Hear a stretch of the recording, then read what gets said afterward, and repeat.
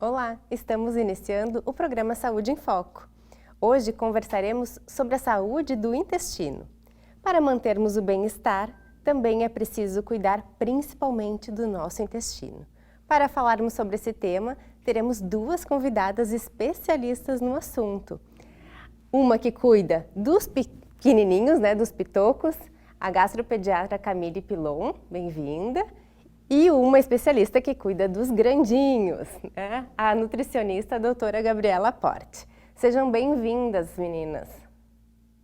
Olá, obrigada. Bom, meninas, como eu comentei, a saúde do intestino é também cuidar da saúde do intestino é cuidar da saúde como um todo. Mas muitas pessoas não sabem, se o seu intestino está funcionando bem, não sabe cuidar dele. Então, eu gostaria de começar perguntando para a Gabriela quais são as funções desse órgão e por que ultimamente ele tem sido tão falado, tão comentado. O intestino, nos últimos anos, tem sido considerado nosso segundo cérebro. E isso porque ele desempenha muitas funções, além das já conhecidas funções de absorção, digestão e excreção, né? Hoje em dia nós sabemos que o intestino está envolvido com o nosso sistema imunológico. Então, quando a saúde intestinal vai bem, a nossa imunidade está melhor. Está envolvido com doenças inflamatórias, metabólicas. Existem vários eixos de comunicação, então o chamado eixo cérebro-intestino, onde existe uma ligação entre as questões de humor, de comportamento, de memória e a saúde intestinal, a obesidade, doenças relacionadas à questão cardiovascular, enfim. Hoje em dia, então, se sabe que tanto a saúde do intestino como um todo, a célula intestinal, quanto a composição da microbiota, que são os micro-organismos que habitam o nosso intestino, vão estar envolvidos com a nossa saúde ou não, com a nossa predisposição a desenvolvimento de algumas doenças. Então, por isso que hoje em dia a gente, na área da saúde, enxerga primeiro o intestino quando o paciente chega. É um órgão muito importante para que a gente avalie e verifique se está tudo bem, mesmo que a área não seja essa. E Camille, para as crianças a função do intestino é a mesma, né? Mas existe alguma diferença no funcionamento do intestino das crianças em comparação com os adultos? Então, as funções do intestino do bebê e da criança vão depender de uma série de fatores, incluindo dos ambientais, culturais, durante a gestação, da dieta materna, do estresse materno, do uso de medicamentos, do estilo de vida dessa família. Depois, quando o nenê nasce, nos primeiros 1000 dias, são os dias que vão definir essa microbiota. E até os 3 anos, mais ou menos, a gente vai ter uma microbiota parecida com a de um adulto. Então, o nenê vai sofrer influência, durante a gestação. Depois ele vai ter um tempo para criar sua própria microbiota e depois ela vai ficar mais parecida, moldada com a de um adulto. E aí, para frente, a gente vai ter fatores como a alimentação e o estilo de vida como fundamentais para manter essa microbiota boa. Gurias, vocês falaram, de microbiota, que eu acho que também é conhecida pelo pessoal de casa como flora intestinal, que chamava. Então, Gabriela, conta pra gente o que é essa microbiota. Então, a microbiota é a população de micro-organismos que habitam o nosso intestino. Aliás, que habitam todo o nosso organismo, Então, na pele tem microbiota, na boca, em todos os nossos tecidos existe uma comunidade de micro-organismos que habita. E lá no intestino é onde existe a maior concentração de micro-organismos de todo o nosso corpo. Só para a gente ter uma ideia, existe aproximadamente de 1 a 2 quilos, Eu sempre digo pra gente tentar visualizar lá um pacote de arroz. Tudo aquilo representa a quantidade de micro-organismos que estão habitando o nosso intestino. E aí, o que vai determinar se essa microbiota está bem, né, em equilíbrio, que a gente chama de simbiose, ou não, é a quantidade de micro-organismos benéficos em relação à quantidade de micro-organismos patogênicos, que são aqueles que nos trazem algum tipo de problema, que trazem infecções, né, e que produzem algumas substâncias que são tóxicas para o nosso corpo. Então, a microbiota, ela vai ser determinada, né, de acordo com vários fatores, como a doutora Camille falou, e nós podemos, ao longo da vida, de acordo com as escolhas que a gente vai fazendo de estilo de vida, ir modulando essa microbiota favoravelmente ou não. Então, essa modulação pode começar bem cedinho, né? E aí eu pergunto para Camille, como é que a gente faz, como é que os pais, né, os responsáveis pelas crianças podem auxiliar a melhorar essa colonização aí desse intestino? O que eles podem fazer para melhorar de uma forma geral a microbiota? Então, lá no início da vida, a gente já pode pensar, né? Eu, como uma boa gestante que sou agora, já posso pensar na via de parto, né? Então, se a gente for escolher ou conversar com o nosso obstetra sobre um parto vaginal, o parto vaginal vai fazer com que a criança nasça com uma microbiota, assim, rica em lactobacilos benéficos. Se optar, ou se tiver que acontecer, enfim, por um parto cesariano, ele vai ter os micro-organismos daquele ambiente hospitalar, vai predominar micro-organismo como Clostridium, os estáfilos, as bactérias da pele. Então, o canal de parto, né, se vai ser um parto vaginal, né, conhecido como um parto normal, ou se vai ser cesariana, já influencia lá no início, no nascimento.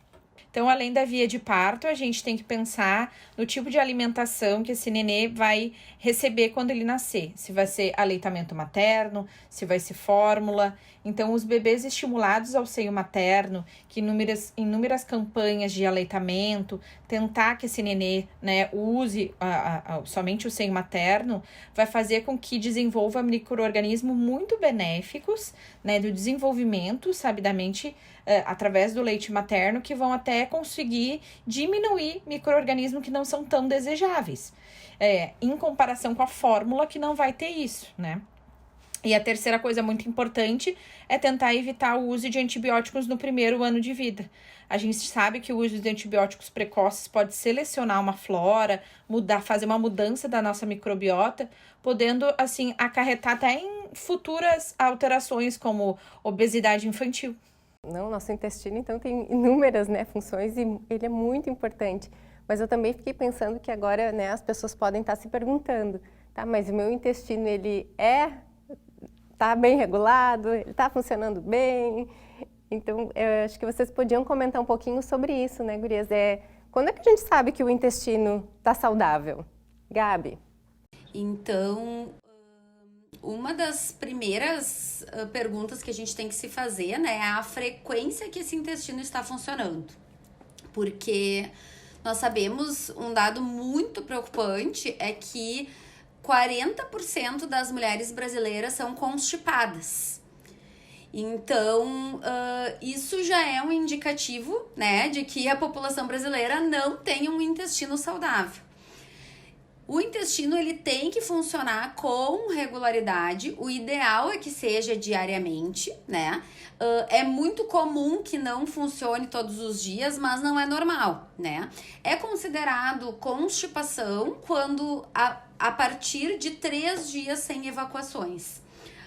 Mas para um intestino assim redondinho, né, que funcione bem mesmo, evacuações diárias com certeza são melhores, porque aí a gente não tem a fermentação, a produção de substâncias inflamatórias, tóxicas, desses micro-organismos patogênicos, né, indesejáveis, que ficam lá dentro do intestino sendo armazenados. Então a primeira questão é essa: precisamos de um intestino que funcione regularmente. A segunda questão é a aparência das fezes. Então, existe uma escala chamada escala de Bristol, que vocês podem colocar aí no Google, né, para entender melhor como é que ela funciona, que é a foto, né, de como está a aparência dessas fezes. E é muito saudável que a gente olhe todos os dias para as nossas fezes. As crianças, as mães já têm mais esse hábito, né, Camille? Mas os adultos têm muito preconceito, nojo, tabu, né? E é muito importante que a gente saiba. Eu brinco que o padrão de fezes saudáveis é como se fosse uma salsicha ou uma banana marrom. São fezes macias, moldadas, fáceis de eliminar, sem dor, sem esforço. Isso é o ideal. Fezes bolinhas, né, como se fosse de cabritinho, nos sinalizam que existe provavelmente uma falta de hidratação e um baixo consumo de fibras. Fezes muito pastosas ou líquidas significam que existe algum tipo de irritação nessa alimentação, né? Então, alimentos que são hiperestimulantes, como café, álcool, bebidas com cafeína, né? Chás ou refrigerante, enfim, industrializados, frituras, açúcar, ou algum tipo de alergia alimentar, ou até mesmo algum tipo de infecção. Então, é muito importante que a gente não normalize, né, fezes que não estão nessa consistência que é a ideal, né, que é como se fosse uma salsicha ou uma banana marrom.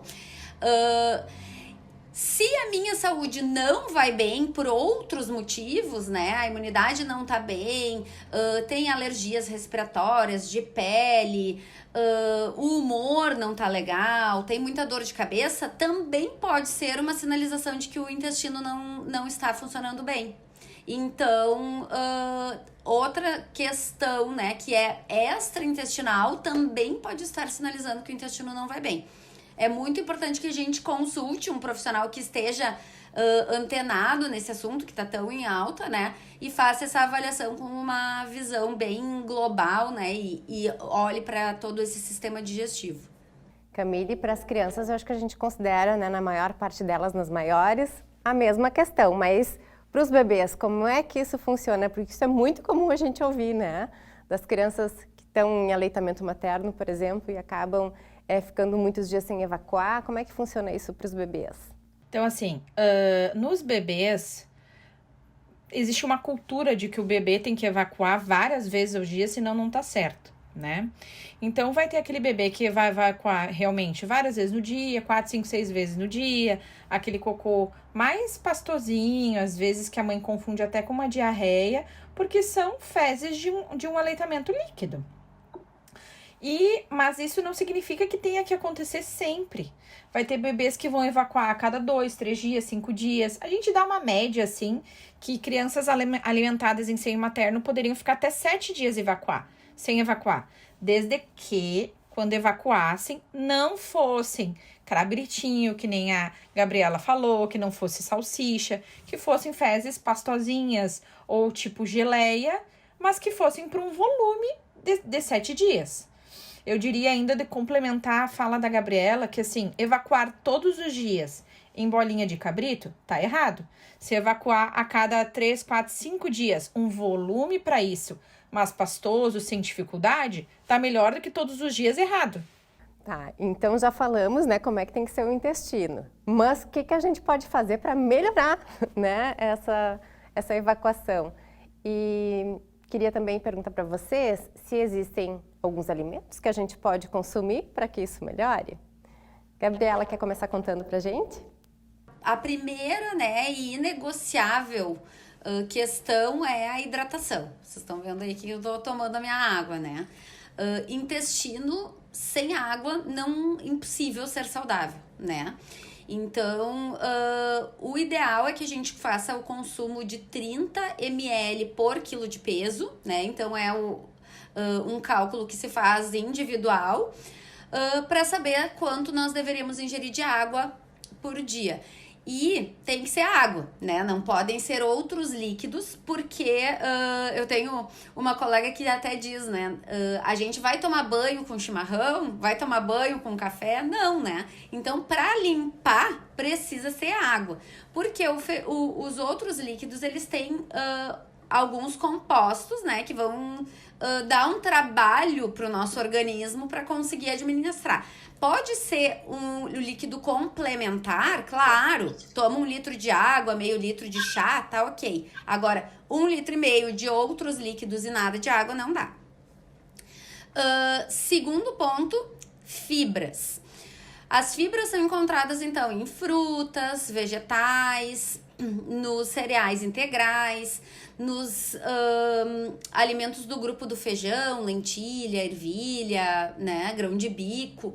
E esses alimentos, eles têm que ser incluídos pelo menos nas 3 refeições principais, café da manhã, almoço e jantar, para que a gente tenha 2 vantagens, né?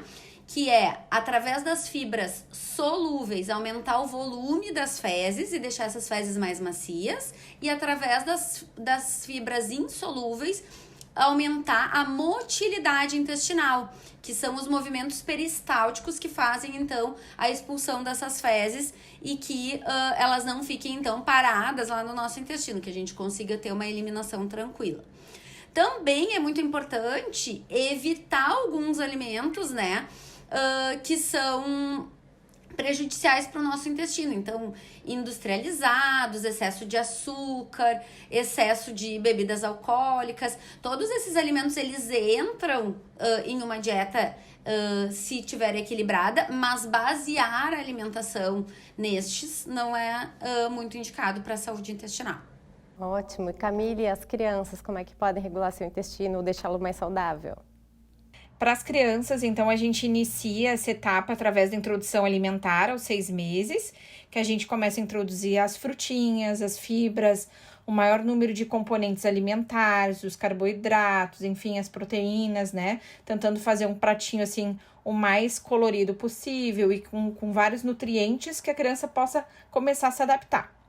Claro que na prática, a grande maioria das mães passam por um problema que é a aceitação da criança. Ai, doutora, ele não toma água, ele não quer comer a fruta, ele não gosta do legume, né?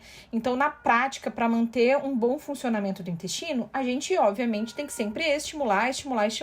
Nunca se cansar de tentar oferecer a água e de que ele possa tentar comer as coisas mais diversificadas possíveis, assim.